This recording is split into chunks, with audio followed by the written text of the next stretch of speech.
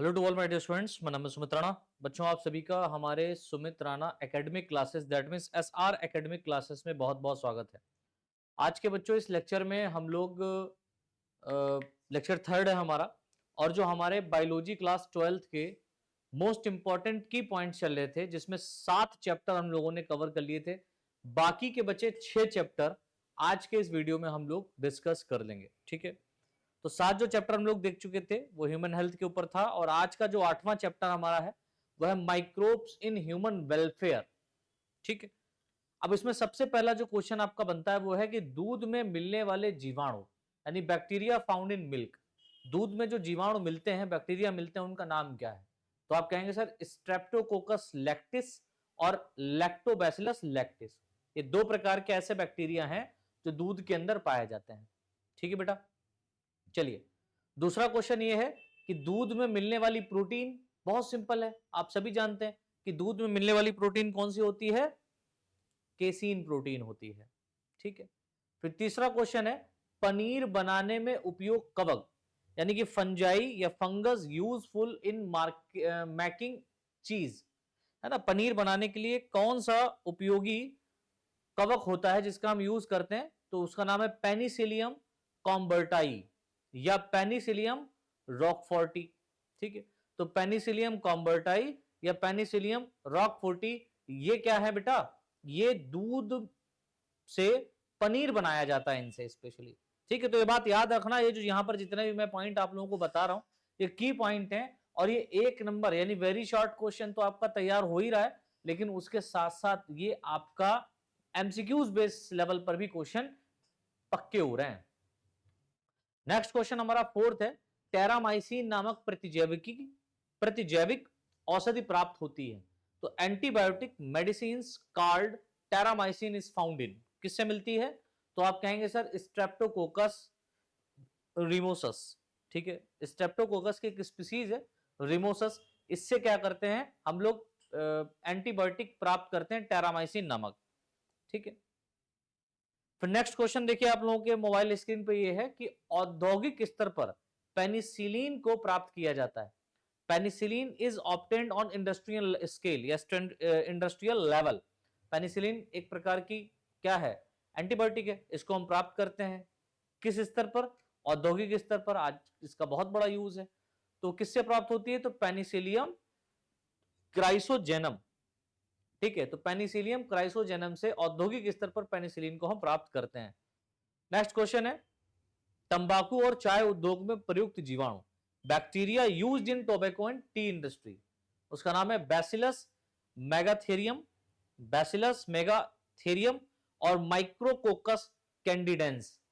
तो दो बैक्टीरिया हैं यहां पर, बैसिलस मेगाथेरियम और माइक्रोकोकस कैंडिडेंस। ये दो ऐसे बैक्टीरिया हैं जो तंबाकू और चाय के उद्योग में उपयोग किए जाते हैं। 7वां क्वेश्चन है बेटा, स्टैटिन रक्त में कोलेस्ट्रॉल की मात्रा को कम करता है, इसे प्राप्त किया जाता है, किससे प्राप्त किया जाता है? तो statins reduce the amount of cholesterol in the blood sugar, ठीक है, blood level. This is obtained by trichoderma polysporum, इसे हम किससे प्राप्त करते हैं? ट्राइकोडर्मा पॉलीस्पोरम से प्राप्त करते हैं। इतना समझ में आया? चलो भाई नेक्स्ट क्वेश्चन की तरफ चलते हैं कि पेट्रोलियम उद्योग करने वाली हरी शैवाल, green algae that produce petrol, है ना भाई, पेट्रोलियम उत्पन्न करने वाली, पेट्रोल को कौन सा शैवाल उत्पन्न करता है? तो उसका नाम है मोनेस्कस, मोनेस्कस परप्यूरियस, मोनेस्कस परप्यूरियस। ये सवाल आप याद रखिएगा, एल्गी मोनस्कस परप्यूरियस, ये पेट्रोलियम उत्पन्न करने वाला सवाल होता है। अच्छा, एक क्वेश्चन है, बीटी फसल का निर्माण किस जीवाणु की सहायता से किया जाता है? बीटी क्रॉप, है ना, with the help of which bacteria is it produced? तो आप कहेंगे सर बैसिलस थुरिनजिएंसिस, बैसिलस थुरिनजिएंसिस जो है इसी से ही बैसिलस का बी और थुरिनजिएंसिस का टी लिया गया है, तो हो गया बीटी कपास, है ना, बीटी क्रॉप। बीटी कपास भी आपने देखा पाई जाती है। इसके बाद में नेक्स्ट क्वेश्चन आपका है, अमोनिया को नाइट्रेट में बदलने वाले जीवाणु, है ना, bacteria that convert nitrate into nitrite into nitrate. तो आप कहेंगे सर नाइट्रोसोमोनास एक बैक्टीरिया हो गया और नाइट्रोसोकोकस, ये दो बैक्टीरिया आपस में मिलकर के नाइट्राइट को नाइट्रेट में चेंज करते हैं। नेक्स्ट क्वेश्चन है, सहजीवी जीवाणु जो दलहनी फसलों की जड़ों की ग्रंथियों या ग्रंथिकाओं में रहकर नाइट्रोजन स्थिरीकरण करता है ना। Symbiotic bacteria that fix nitrogen by living in the nodules of the roots of pulse crop, उसका नाम क्या है, राइजोबियम लेग्यूमिनोसेरम। राइजोबियम लेग्यूमिनोसेरम एक ऐसा बैक्टीरिया है जो पल्स क्रॉप की जड़ों में रहता है, उनकी ग्रंथियों में रहता है और वातावरण की नाइट्रोजन को पकड़ करके उसमें फिक्स कर देता है। ठीक है, नेक्स्ट चैप्टर हमारा है 9 जिसका नाम है बायोटेक्नोलॉजी प्रिंसिपल्स एंड प्रोसेसेस। बहुत इंपॉर्टेंट चैप्टर है बेटा, इससे बहुत सारे की पॉइंट बनते हैं।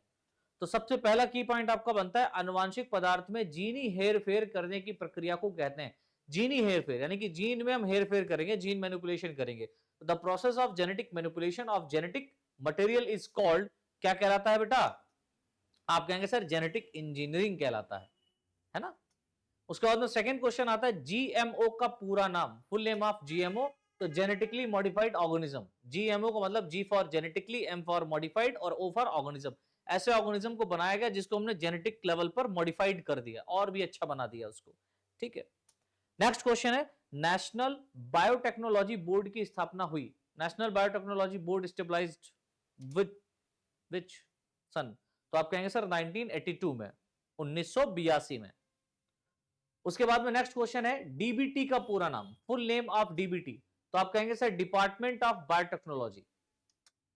फिर बात आती है कि स्वतः अनुपूरक न्यूक्लिक अम्ल क्रम को कहते हैं, न्यूक्लिक अम्ल क्रम, न्यूक्लिक एसिड सीक्वेंस, यानी कि जो स्वतः अनुपूरक self complementary nucleic acid sequence होते हैं, इन्हें क्या कहा जाता है, तो आप कहेंगे सर पैलिंड्रोम कहते हैं। अब पैलिंड्रोम क्या होता है, मैं आपको थोड़ा सा बता देता हूं। पैलिंड्रोम ऐसे स्ट्रक्चर्स होते हैं या ऐसी एक जेनेटिक सीक्वेंस होती है, जीन की सीक्वेंस होती है, कोड होते हैं, जिनको आप चाहे लेफ्ट राइट टू लेफ्ट पढ़ें तो एक जैसे आपको दिखाई पड़ेंगे, या लेफ्ट टू राइट पढ़ें, ठीक है, लेफ्ट टू राइट पढ़े तो एक जैसे दिखाई दे। जैसे मैडम की बात करते हैं, madam, madam, MADAM, MADAM, madam, है ना। मलयालम, मलयालम, ठीक है, MALAYALMA, मलयालम, चाहे left to right, right to left पढ़ो, ठीक है। इन्हीं को हम लोग पैलिंड्रोम कहते हैं। और ये ऐसे रीजन होते हैं, पैलिंड्रोम ऐसी सीक्वेंस होती है या ऐसी स्पेसिफिक रिकॉग्नाइजेशन सीक्वेंस होती है जो डीएनए में पाई जाती है और यहीं पर जाकर के रेस्ट्रिक्शन एंजाइम बैठता है और ये रेस्ट्रिक्शन एंजाइम इसको कट करेगा। रेस्ट्रिक्शन एंडोन्यूक्लियस एंजाइम 20 से डीएनए मॉलिक्यूल या स्ट्रैंड को काटने का काम करता है, जिससे दो डीएनए को, एक फॉरेन डीएनए है और एक वेक्टर डीएनए, इन दो डीएनए को जोड़ करके रिकॉम्बिनेंट डीएनए टेक्नोलॉजी का यूज करते हैं, रिकॉम्बिनेंट डीएनए बनाया जाता है ना। ये पैलिंड्रोम लेवल पर ही होता है। चलो, ये बात की बात है, आप लोगों ने इसमें पढ़ा होगा डिटेल में। नेक्स्ट क्वेश्चन हमारा, पीसीआर का पूरा नाम, फुल नेम ऑफ पीसीआर, तो पॉलीमरेज चेन रिएक्शन इसको कहते हैं। पीसीआर का विकास किया, डेवलप पीसीआर किसने किया, तो कैरी मुलिस ने किया, कैरी मुलिस ने 1983 में किया था, ठीक है। उसके बाद में नेक्स्ट क्वेश्चन आपका आता है, आनुवांशिक रूप से भिन्न कोशिकाओं से निर्मित जीव, आनुवांशिक रूप से भिन्न कोशिकाओं से निर्मित जीव को कहते हैं organism composed of genetically different cells, तो काइमेरा, इनको क्या कहा जाता है, काइमेरा। और इन्हीं को ही हम लोग, जैसे कि आरडीएनए की बात करेंगे, रिकॉम्बिनेंट डीएनए की बात करेंगे, तो इसी से ही बनता है। नेक्स्ट क्वेश्चन है, आणविक कैंची, मॉलिक्यूलर सीजर किसे कहते हैं, तो आप कहेंगे सर रेस्ट्रिक्शन एंडोन्यूक्लियस एंजाइम को मॉलिक्यूलर कैंची कहा जाता है। उसके बाद में हमारा चैप्टर 10 आ गया है जिसका नाम है बायोटेक्नोलॉजी एंड इट्स एप्लीकेशन, ठीक है। तो इसमें सबसे पहला क्वेश्चन है, ऐसे जीन्स जिनका रूपांतरण अन्य कोशिकाओं में किया जाता है उन्हें कहते हैं, genes which are transferred to other cells are called, उन्हें क्या कहा जाता है, ट्रांसजीन कहा जाता है, जो भेजे जाते हैं। उसके बाद नेक्स्ट क्वेश्चन आता है, वह प्रक्रिया जिसमें पारजीनी जंतुओं के द्वारा आवश्यक औषधियों का निर्माण किया जाता है, the process in which essential medicines are manufactured by transgenic animals. तो आप कहेंगे सर मॉलिक्यूलर फॉर्मिंग, इसी को हम मॉलिक्यूलर फॉर्मिंग कहते हैं। उसके बाद में नेक्स्ट क्वेश्चन आपका आता है कि वह पदार्थ जो किसी जीव या जीवों को मार डालते हैं, है ना, substance that kill an organism, तो आप कहेंगे सर अविषालु, टॉक्सिक। भाई जहर जो होता है वो किसी जीव और जीवों को मार सकता है। उसके बाद फोर्थ क्वेश्चन है आनुवांशिक रोग कौन कौन से होते हैं, तो आप कहेंगे sir haemophilia, sickle cell anaemia. ये जेनेटिक लेवल पर क्या होते हैं, आनुवांशिक लेवल पर क्या होते हैं, ट्रांसमिट होते हैं, यानी पेरेंट्स से उनके बच्चों में जाते हैं। नेक्स्ट जो चैप्टर हमारा है वो है organism and population, 11 chapter.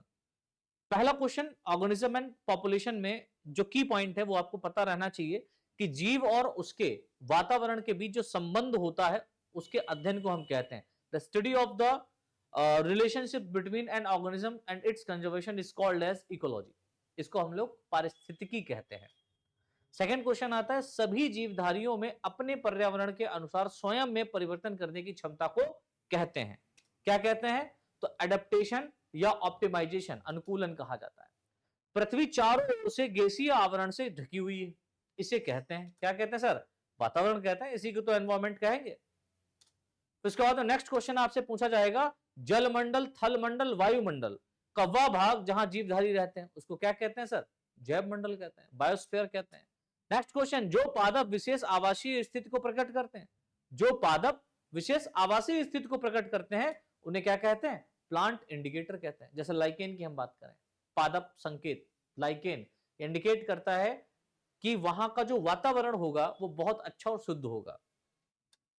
Next question है फ्लोरा प्लस फोना क्या कहलाता है, सर बायोटा कहलाता है। उसके बाद में हमारा नेक्स्ट चैप्टर स्टार्ट होता है इकोसिस्टम, पारितंत्र, बहुत इंपॉर्टेंट है, यहां से बहुत सारे क्वेश्चन बनते हैं। पहला पॉइंट जैविक घटक प्लस अजैविक घटक, बायोटिक फैक्टर और एबायोटिक फैक्टर को हम कहते हैं, क्या कहते हैं, इकोसिस्टम कहते हैं। उसके बाद में जैविक घटक यानी बायोटिक फैक्टर कौन से होते हैं आपके, तो जो प्रोड्यूसर होते हैं, कंज्यूमर होते हैं और डिकम्पोजर होते हैं, ये तीनों क्या होते हैं, बायोटिक फैक्टर होते हैं। प्रोड्यूसर वो जो प्रोड्यूस करता है, जैसे प्लांट को हम कहते हैं ये प्रोड्यूसर, प्लांट जितने भी प्लांट पृथ्वी पर है ये सारे के सारे प्रोड्यूसर हैं, ये क्या कर रहे हैं, फूड को बनाने का काम कर रहे हैं, एनर्जी को बनाने का काम कर रहे हैं। कंज्यूमर जो इस फूड को ले रहे हैं, जो कंज्यूम कर रहे हैं, और डिकम्पोजर जिन्होंने कंज्यूम किया है वो एक दिन मरेंगे, और जब वो मरेंगे तो उसको डिकम्पोज कर देगा बैक्टीरिया। ठीक है, अब बात आती है कि अजैविक फैक्टर कौन कौन से हैं, एबायोटिक फैक्टर कौन कौन से हैं, तो आप कहेंगे सर टेम्परेचर, ताप, लाइट, है ना, तो सन से आती है। Inorganic and organic substance are known as abiotic factor. Next question is अपघटक, डिकम्पोजर क्या होते हैं, ये डिकम्पोजर कौन है, तो सबसे नंबर 1 पर है आपका डिकम्पोजर बैक्टीरिया, नंबर 2 पर है फंगस, ये दोनों डिकम्पोजर का काम करते हैं। फिफ्थ क्वेश्चन पृथ्वी पर ऊर्जा का एकमात्र स्रोत क्या है, the only one on source of energy on earth, तो आप कहेंगे सर सन, पृथ्वी पर ऊर्जा का एकमात्र सोर्स आपका सूर्य है। भाई लाइट एनर्जी को ही तो प्लांट क्या करते हैं, केमिकल एनर्जी में चेंज करते हैं, है ना, फोटोसिंथेसिस पढ़ा होगा आप लोगों ने। छठा क्वेश्चन है ऊर्जा का प्रवाह, फ्लो ऑफ एनर्जी क्या कहलाता है, जो फ्लो ऑफ एनर्जी होता है वो एक डायरेक्शन में होता है, एक दशी होता है, यानी कि सन से लाइट के माध्यम से एनर्जी आएगी, प्लांट कंज्यूम करेंगे, प्लांट से कंज्यूम करेगा कौन, कंपोजर, और कंपोजर को डिकम्पोज करके बैक्टीरिया और फंगस क्या करते हैं, अपने जो है ना फूड को ऑब्टेन करते हैं, तो एनर्जी को लेते हैं। तो एनर्जी का जो फ्लो है वो यूनी डायरेक्शनल है, एक लाइन में होता है। उसके बाद में 7th क्वेश्चन बहुत सी खाद्य श्रृंखलाएं मिलकर बनाती हैं, many food chains together form food web, खाद्य जाल इसको कहते हैं।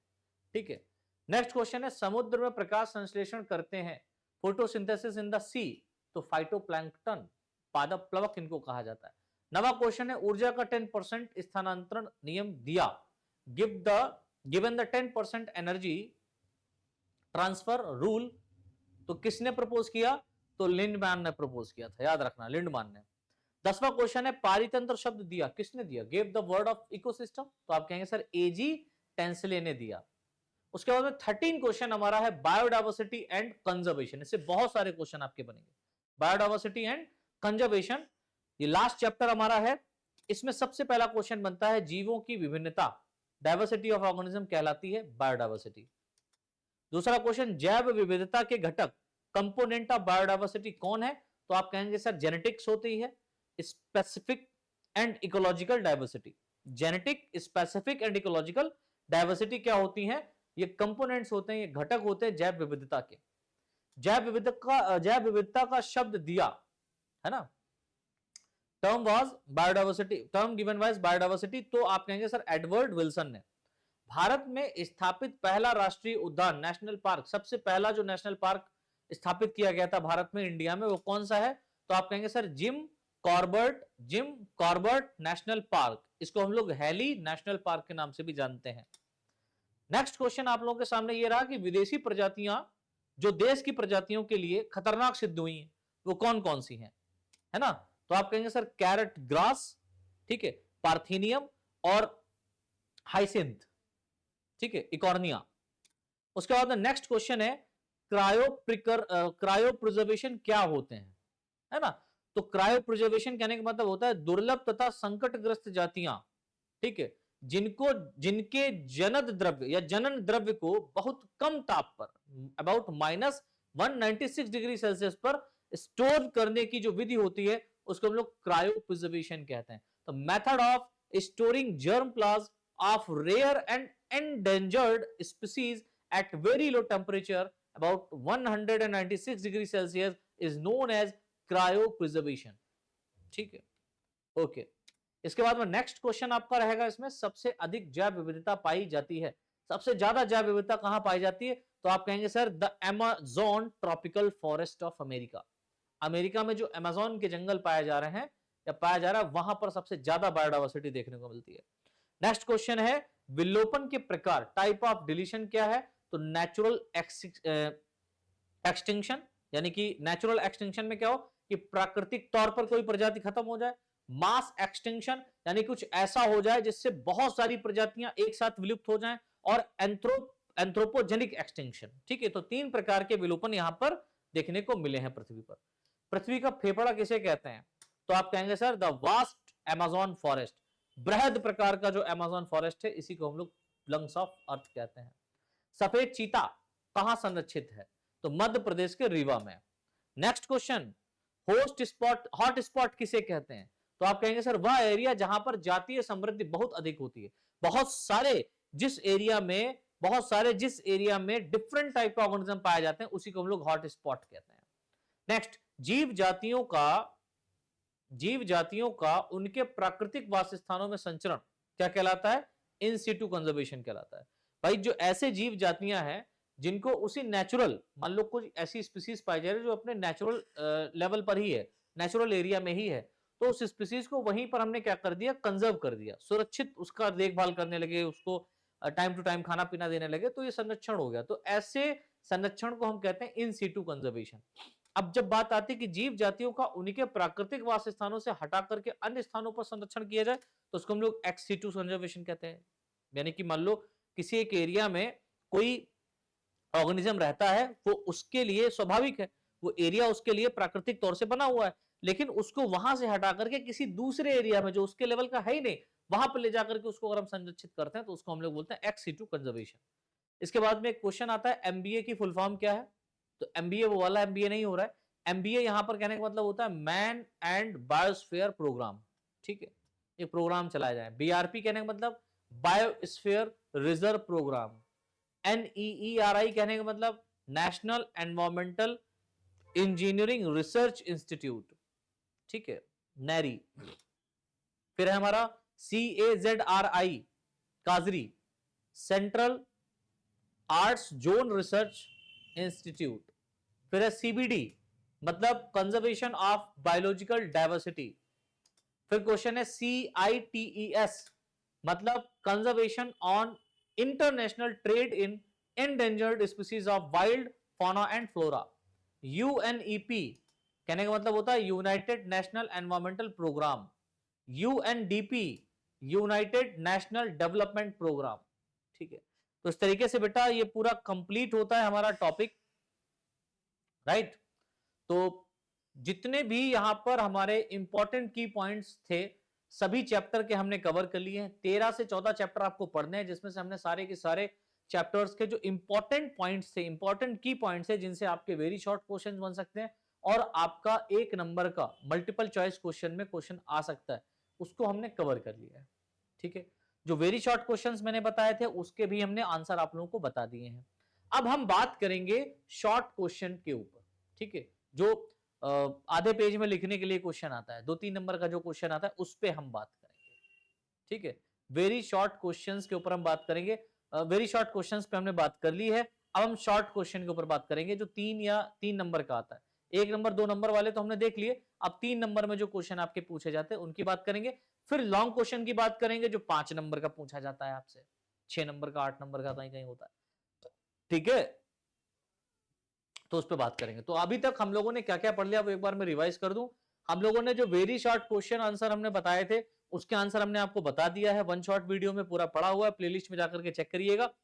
जो इंपॉर्टेंट की पॉइंट चल रहे थे इनको हमने 3 लेक्चर में कंप्लीट कर लिया, यानी कि पूरे के पूरे एक जो 12th क्लास की बायोलॉजी थी उसको एक ही मतलब 3 लेक्चर में हमने एक प्लेटफॉर्म के ऊपर कंप्लीट कर दिया है। उसमें जो इंपॉर्टेंट की पॉइंट आपके बन सकते हैं, जो आपका एमसीक्यूज टाइप क्वेश्चन आंसर बन सकते हैं, उनको सबको कवर कर लिया है। ठीक है, अब जो नेक्स्ट लेक्चर हमारा रहेगा, नेक्स्ट क्लास जो हम लेकर के आएंगे वो आपकी रहेगी शॉर्ट क्वेश्चंस के ऊपर।